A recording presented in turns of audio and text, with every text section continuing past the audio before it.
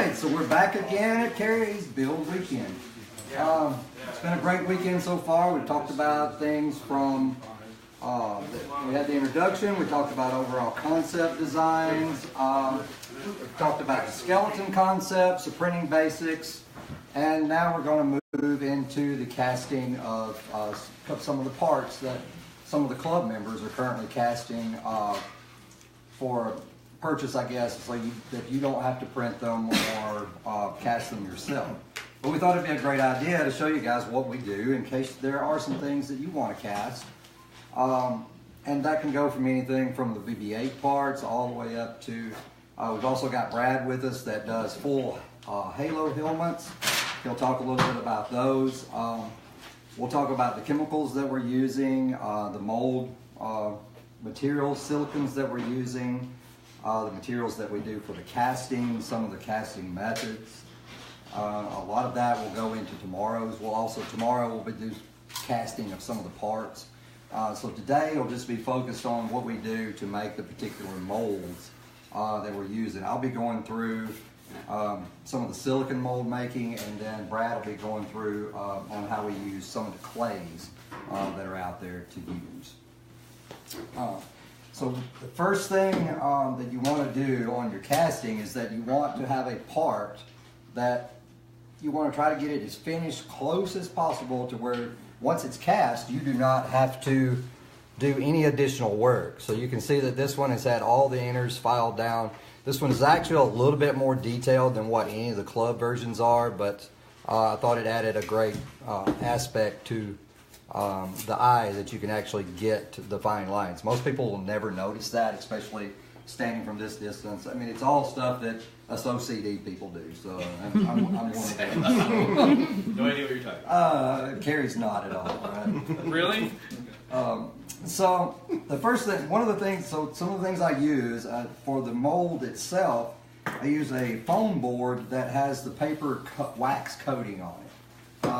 All of this stuff that I'm going to use today can be bought at Michael's or Hobby Lobby or any of the local hobby stores, or you can get a lot of this at Amazon. This one was bought from Hobby Lobby. You can get a close-up of that. This is for small molds only. You don't want to try to match these up with 4 or 5 of these. You're going to get too expensive for one. And there are a lot better materials to use for that instead of using this. One is, we'll point out, is the Rebound 25. And this is from a company that's local here in Arizona. That almost all of these products are American made, which is another good thing for these guys. They make a lot of it here.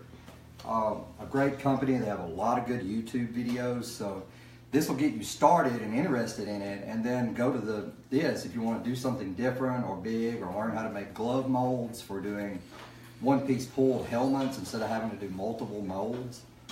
Is another great thing to do. I went down the path, and that's something we looked at for the club, was molding the domes.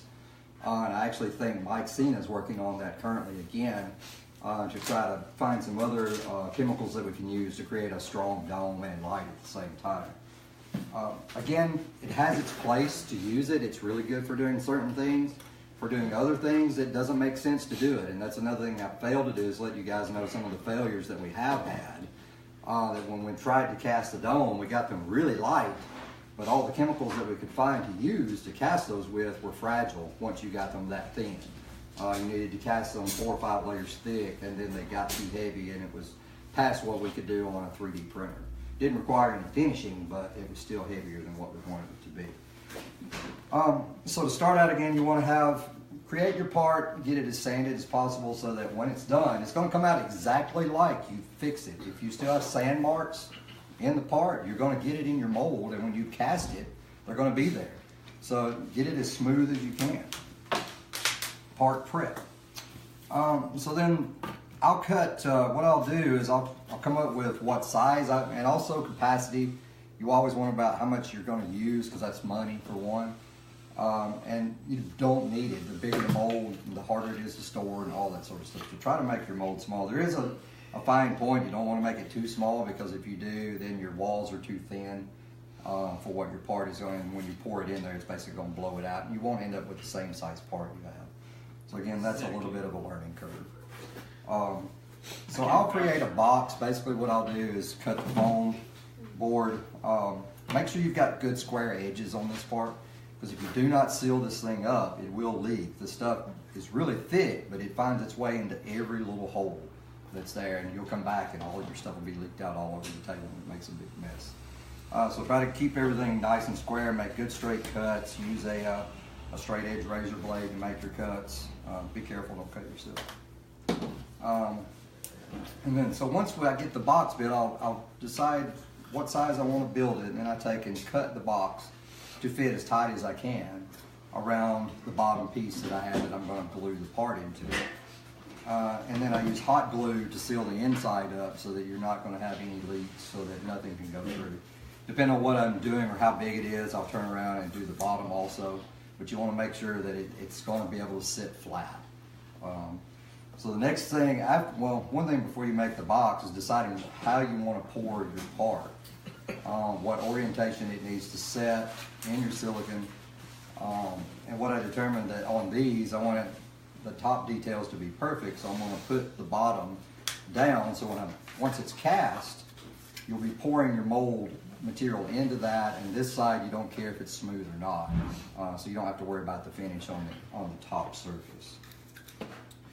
So once we get the box made, we get the part made, you want to adhere it into the box, and I'll just use a couple of small dabs of hot glue. And this is something else you want to make sure that you do get it to stick in the box, because if it doesn't, and it comes out during your process, you've wasted that time. You'll actually waste your whole entire part because you can't ever clean it back up. Did you put something in the middle of that? No, on this one I actually want the material to go into the middle, because when I cast it, if you don't, then that's what you'll end up with. You'll end up with all of that will come out as a solid chunk. So this, you want to, it's exactly how I want it to come out once the mold is done. And didn't get that in. So one thing I forgot too, I don't know if you have, do you have any mold release?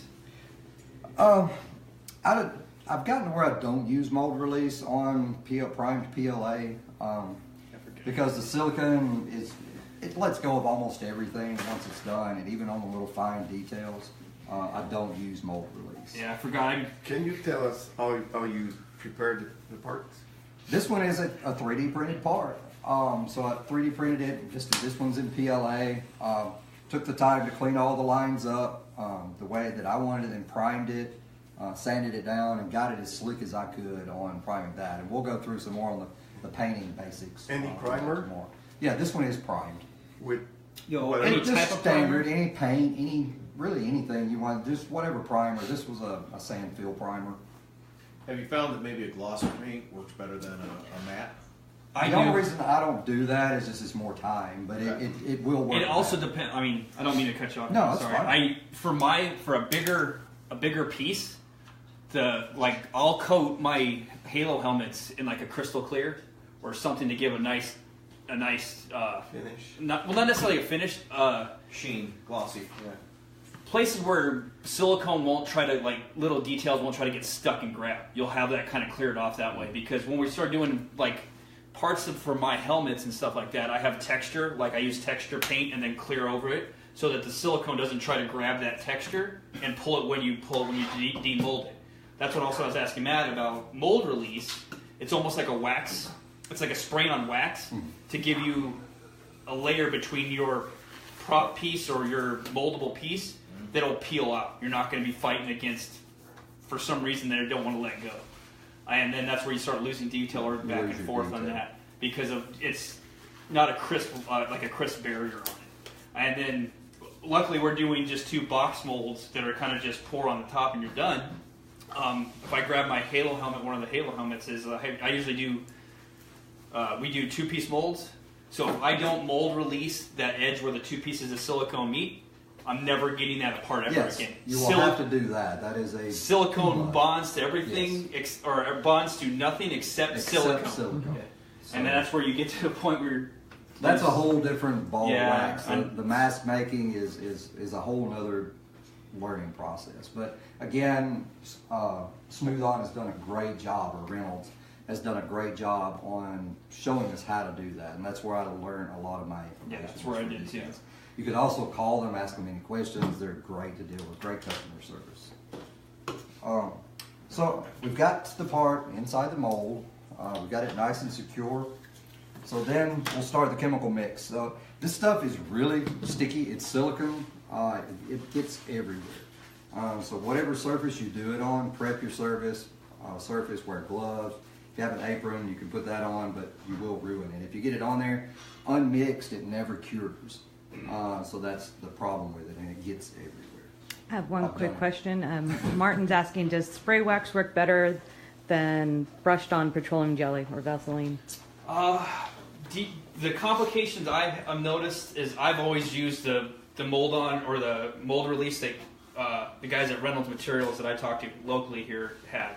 Because with my bigger parts, it's easy to spray on enough to go under, like just basically you're spraying paint or whatever, so you can spray it underneath edges and stuff like that. When you try to melt down regular petroleum jelly and then start painting it, if you miss a spot, it won't let go and stuff like that. So the spray-ons the spray-on wax does have a good use one on that. I mean, I'm pretty sure for these little molds, because we have some detailing, but it's not across a big surface. Right. Then we can paint it on there and be pretty good on Has it. to do with underlaying overlaps or things like that. Yeah. Where on the bigger masks, they get tucked up underneath. I'll grab my helmet. That gets a little Okay. bit more difficult.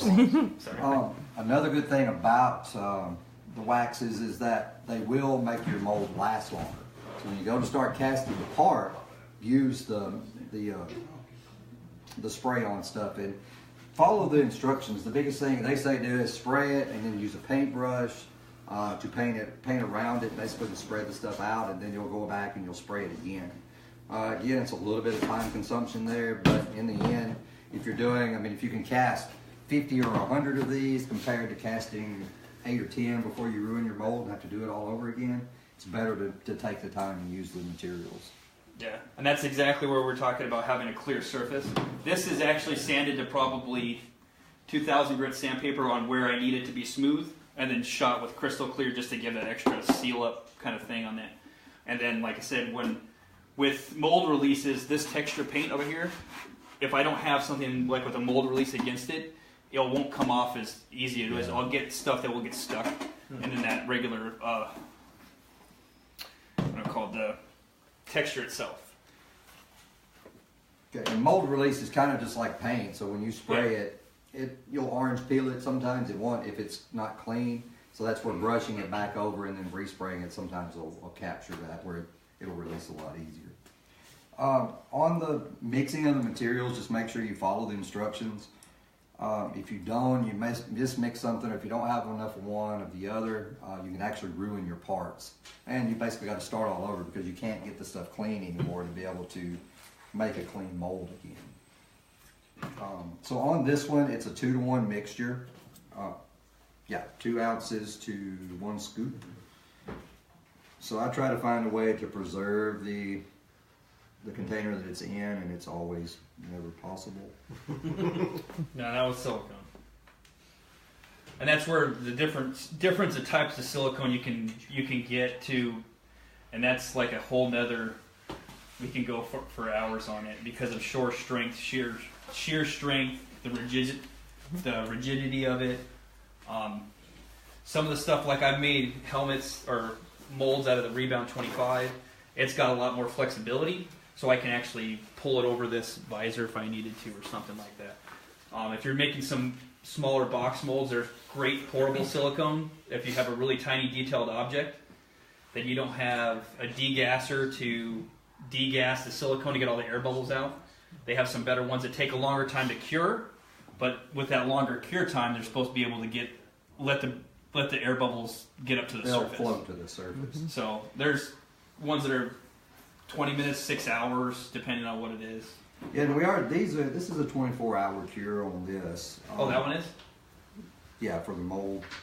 Okay, I think Rebound's a little faster. Have you guys tried a vibrating table? You can. I I've used. I actually use a vibrating sander. Exactly what he did. I use my little orbital sander, knock it against the side of something and just hold it, and it'll actually vibrate enough that you'll get all the. You should shake all the air bubbles. You're never going to get it unless you actually get like a degasser, which is basically, or a vacuum chamber. Especially a vacuum chamber. And I think Christina's been working on creating one of those at her house, and they're excellent. You can make them. There's a lot of YouTube videos on making them yourself. Yeah, just out of old pressure cookers. Yeah, just make sure you get. That's happened to some friends. Let's try it. Is make sure you get materials that are going to be used for what are withstand what you're going to do, because you're going to make a negative vacuum. And if you've ever seen a 55-gallon drum that's been like just air pressure be able to crush it, you're going the same way. Yeah. So your $15 aluminum pot from Walmart's not going to work. No, you're going to squish it like an aluminum can.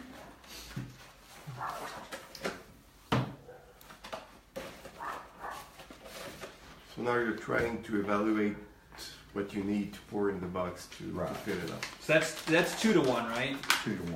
I think ours. I think That's rebounds 1 to 1. 1 to 1.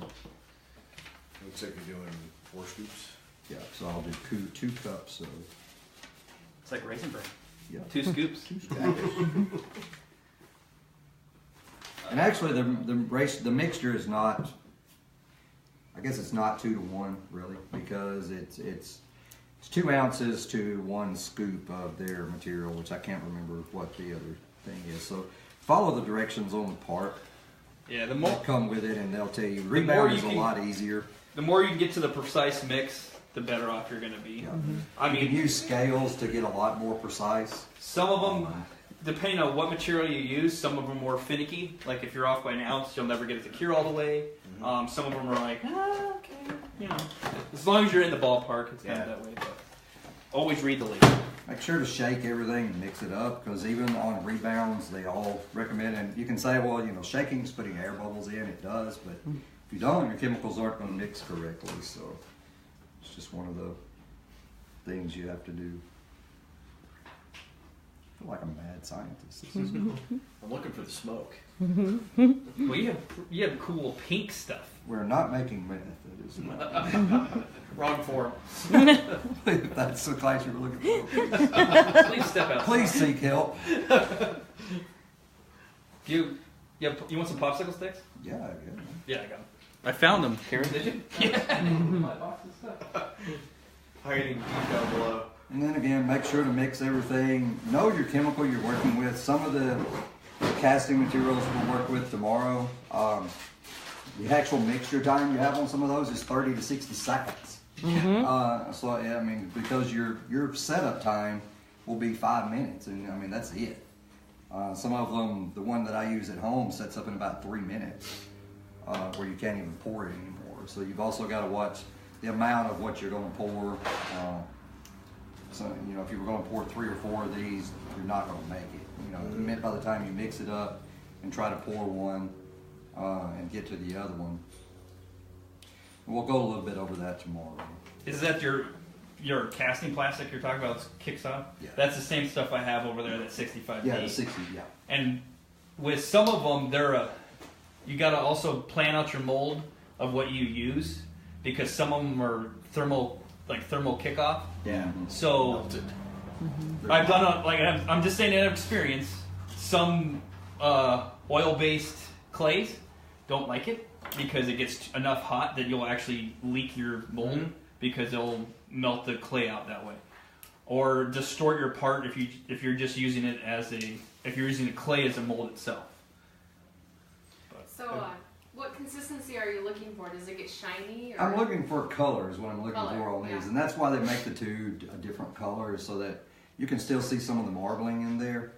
And even on the other chemicals, some of the chemicals are clear. That, I usually, if I have anything that's clear, with like even if it's XTC 3D for 3D prints or something like that, I forgot to grab it, but they make compatible tints, and that's what we have, and we're going to cast that more little blue jewel out of. Make sure it's a compatible tint with what you're doing, because if you add too much or add too little, it might throw off the whole chemical bond, and you might not get something that will cure all the way. Yeah. I've done it with just the 65D or some of the XTC products, is put too much tint in the volume, and it's separate. It's basically watered it down enough Water it down. that it never will cure off.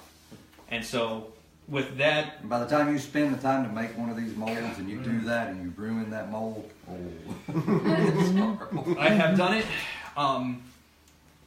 Again, Also follow keep- the directions. I mean, that's the biggest thing. Yeah. Also, keep to a point where if you're comfortable with making box molds, start simple enough that you feel comfortable with what your materials you're working. I started out of the gate with that helmet, and I started like, well, I'm gonna make the most difficult mold I've ever made, and lost $100 and something worth of silicone because I had one part of it fail, and it basically filled that much silicone inside of the helmet. And I've done other molds before. I've done other Rebound 25 molds, and I thought, well, I'm gonna go this way. We'll just do it that way, and you'll make mistakes, and then they get expensive. Where are the gloves at? There should be over here. So another thing is, I mean, you saw me change gloves. I mean, I work in the space industry, and that's one of the things we do. But what that reason for that's cross-contamination. So I had from the raw chemical to the mixture, and mixing that up, I could have had some of that other chemical that's not mixed. If I touch this other piece, you can transfer that and ruin your mold. I had a question on the silicone. I know you guys have mentioned the long-term set, 24-hour, the short-term set. I know with like epoxies, shorter-term set, you know, they're nice, but they don't have the same tensile strength. Are you guys using a longer set because the mold will last longer, or what's the thought beyond being able to have one more time to work with it? Again, I mean, on these, I mean, you can already see where the air bubbles are starting to escape. That's the good thing on the slow mixture, is it gives that all this time. On this, I'm trying to get all the super detail in there, so I want all that air to try to go away instead of staying stuck on my mold. Do you want to use a sander? The other thing is, yeah, we will in the end. The quicker setting materials, we use something called slush casting. So you can look out the. I did slush cast the inside of that 3D So you printer. can look at the way this one is on the inside. So what we do, instead of having a 2-piece mold where you have to create something so thin, we take those chemicals and pour them inside our molds, and they basically stick to the inside of the mold, and you just keep it, and it sets so fast that that happens in 3 to 5 minutes, so you're not sitting here for 3 hours trying to get that to set on the inside. Yeah, there's some stuff like I have from Smooth On also for in there. This was a outer shell 3D print, and then I wanted to make sure I shored it up. So I actually took some of the what they call rotocasting plastic, and basically just poured the A and B inside there and sat there for 5 minutes doing this to make sure not to come out. And then once you can see that the white inside it's set on top of the yellow PLA and stuff like that. So that actually shored it up, and any little gaps I had has made it all solid. And then when I do cast this in rubber and like silicone, it's the exact same process. I have a hole in the top, pour in a specific amount that I've done a couple of times, and sit there for 5-10 minutes rolling it around. It kicks off, it thickens up, let it sit for a little while, then I can add another layer and a layer on top of it. The good thing with some of the rotocasting plastics is you can layer and layer, and they'll bond to each other. You don't want to let them sit, like with some of them you don't want to let them sit for 4 days and then go, oh, I need to put another layer in there, because then sometimes you'll get delamination on that. But they're all thermo too, so doing that over and over and over again, some of them will piggyback off the heat off of the other layer. And it'll start curing. Start curing faster than what you is. So slow times is good on some things, fast times is good on the other things. I have one friend that does a specific helmet that we use a fast setting plastic, and then shore up the fast setting plastic with the 65D, because the fast setting plastic, you do it for like 2 minutes, and you can basically roll it in the high detail part, get it, and it'll kick itself off. Then you can do the slower stuff, and we don't have to try to do it because it has a bubble helmet or a bubble visor that we just don't want to get all that stuff on there. It's just wasted plastic. So on this part, so we'll get ready to put the silicone in. We've got it all mixed. It's kind of de-airing a little, or degassing a little bit. So I'll take a paintbrush on this material and get some on there and go in and actually paint the entire surface of my part. And what that is doing is letting me get down, because if you pour this in, it's not going to settle down into those fine grooves. So what we do is get that into those zones, and then once we pour it in, those zones will be filled in too. So this would be an advantage of using a longer setting. Yeah, a longer, what they call longer pot life material. And this is the same process for where we make glove molds. On a bigger one, like the helmets, is we'll actually paint the thing on and paint it on in 10 or 15 layers. Yeah. And then you end up with basically just like a glove. And then we can peel it back off. Yeah. So does it tell you how long your pot life is on this one? This, it's hours. Oh, that's hours in pot life. Okay. Because I know rebound, like it says on the jar over there too. The pot life you got with this is 20 minutes, because rebounds also, this stuff is made to be able to paint on, and then you be able to have enough tacky on the layer, and just to layer another layer and nail another layer where they all bond together. Yeah. So if you have to wait 6 hours between layers, to do something that big, you're just kind of like, why don't you paint dry literally?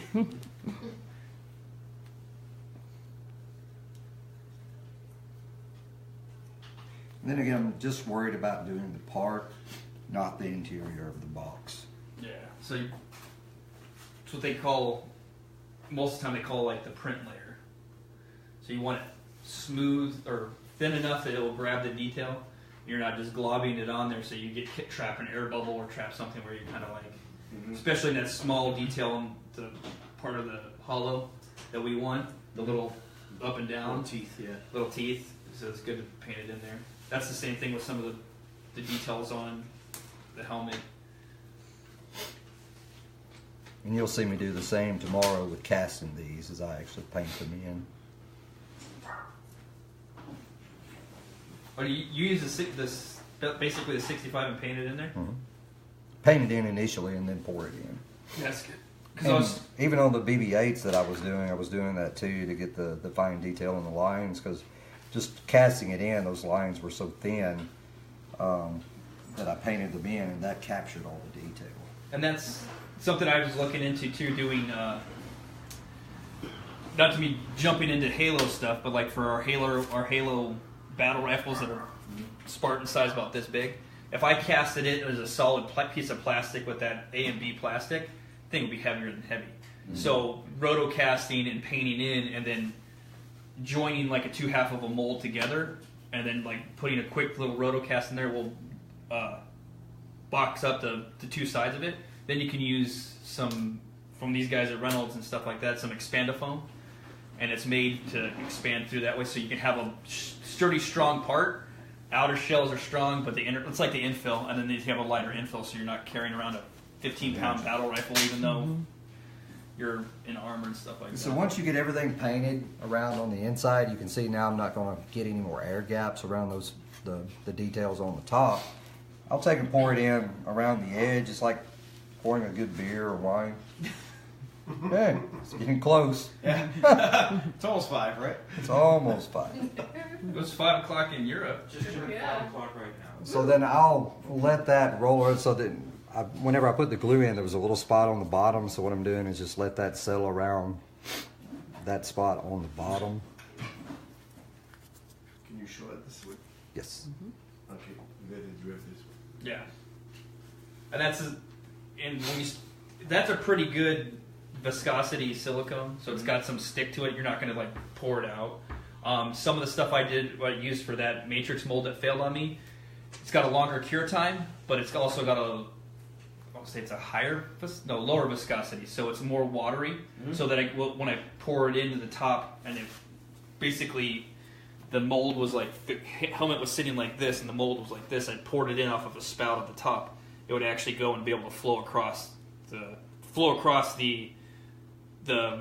helmet inside the mold, so I can grab the detail that way. If I had something as thick as Rebound or whatever, it would never have enough. I would have too much viscosity. It will never get the air bubbles out and cover the part all internally. So there's just like glues and everything out there. There's silicones that are platinum silicones that have this viscosity, and it just all depends on what it is. And biggest thing is just research what you're going to use it for. Research. And that's, yeah, I mean, because you can get trial size, like this trial size for, I mean, I could probably do maybe 2 of these would make a really thick glove mold for a helmet. But this is $20 or $25.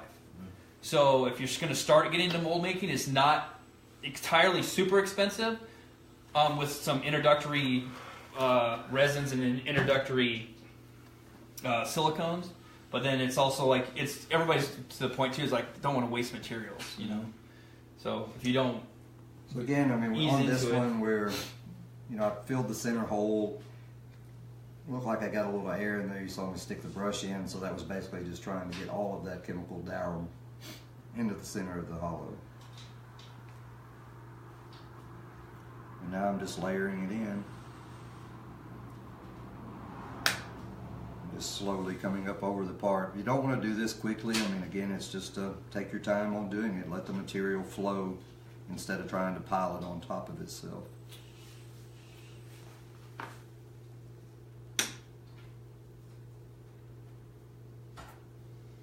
it's like baking a cake.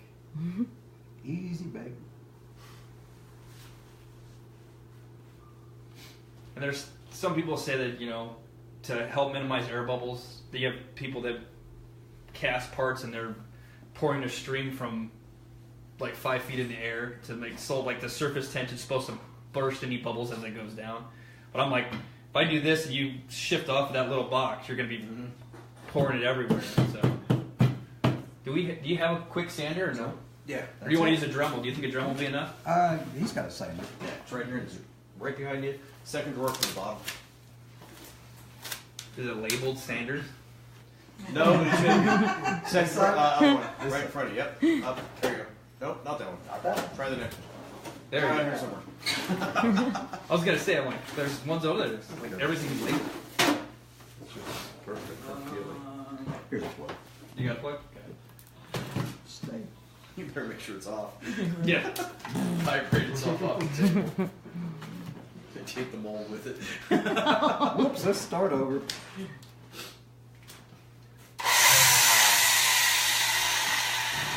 take the paper off. So we don't want sandpaper, Yeah. because we don't want to sand a hole in the bottom of it. And see this, the trick. Are you just gonna rest it on top of the Matt, sander? get it to center and then pull back. Oh, There you go.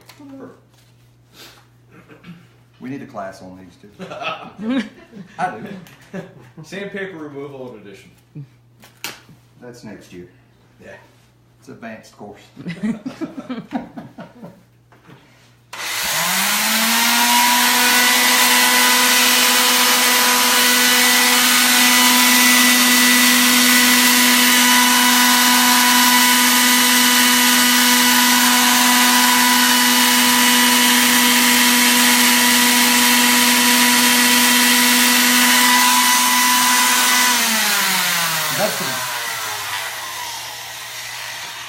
That's the basic premise of that. We'll do that for 5-10 minutes. I won't let you guys do make you look at that the whole time.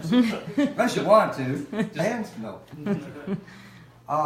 So that's the basics of making the silicone mold. I guess stay tuned. I mean, Nolly may talk us into making one of these. I'm not sure. I actually have enough rebound to make a glove mold of that. Cords for everyone. We'll see how that goes. Cords for everyone. Again, thanks for tuning into the class. Was there anything else you wanted to No, go the over only on thing's this one? different between that mold and the one I'm doing for the radar eye is on this mold, since he has it glued exactly down to the board beneath it, I'm going to make a little bit of waste around it so we can sand it down to fit the hollow eye. His is already preset where it is, so when we cast this, I have a little bit more of a gap. We can kind of just sand it down and level it out. I can't put this on the sander because it's probably going to eat to the bottom of the clay, but we can still do the same thing. You can just hold the sander actually to the side of this and just kind of just jiggle it that way. You don't need a whole lot. Okay, so I got a question for you. Matt did his box completely out of the foam board. You're using clay on the bottom. Because one reason why is I have clay. I didn't know I had foam board. Ah. So the other thing is I've also raised the jewel. Okay. So we have, like I said, this is what fits in our hollow eye, but I have an extra pretty much waist area around it, so we can sand it down flat. Make sure, because even if we pour it and this is tilted this way or this way, we might have a jewel that's a little bit higher on one side, a little bit higher on the other, and we can level it out. That gives us some extra room to manipulate the thing, and we're not this is it and that's the end of it. So Again, that's part of your part prep, understanding what you're wanting to do and how the end piece needs to function. the only thing I also realized too is this clay is, I don't have the block with it. Some silicones are really finicky with sulfur-based clay, so you do not want to have like a clay that is. Research your clay, because some water-based and stuff like that won't let the silicone set between the silicone and the clay itself. This is made. I got it. Like I said, I got it at the place where I get my molding supply. They've used it all the time. It doesn't interfere with any of their products.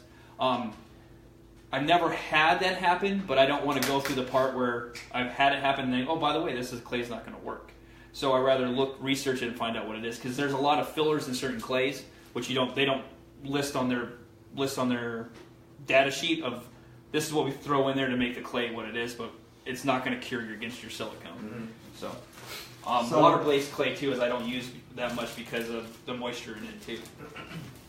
So for you, the guys that don't know, I'm also the one that makes the flexible antennas for the group.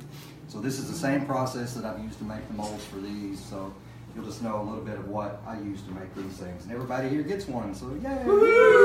If you're not here, go to the forum and look for them there. All right. So again, thanks for coming, and we'll see you next time. Next class will be at tomorrow. All right. Thank you.